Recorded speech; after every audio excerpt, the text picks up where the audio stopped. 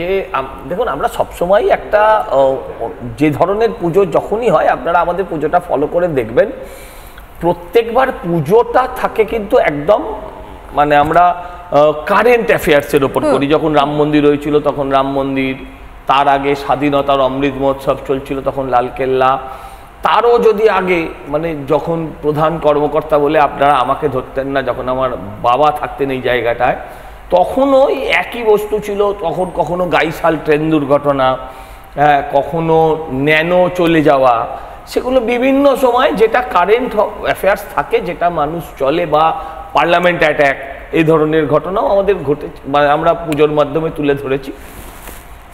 এবারও স্বাভাবিকভাবে আমাদের মনে হয়েছে একটাই, যে এই মুহূর্তের সবচেয়ে বড় জিনিসটা কি, দেখুন কিছুদিন আগে অবধি আমাদের কাছে কিন্তু এটা ছিল না। আমরা অ্যানাউন্সও করে ফেলেছিলাম অন্য একটি বিষয়, ওই মহাকাশ থেকে ফেরার বিষয়টাকে আমরা অ্যানাউন্স করে ফেলেছিলাম, কিন্তু তারপর যখন অপারেশন সিঁদুরটা ঘটে গেল তখন বুঝলাম যে এর থেকে ভালো, মানে তখন তোমরা পরিকল্পনাটা চেঞ্জ করে ফেলো, একদম যে এর থেকে বড় কিছু আর হতে পারে।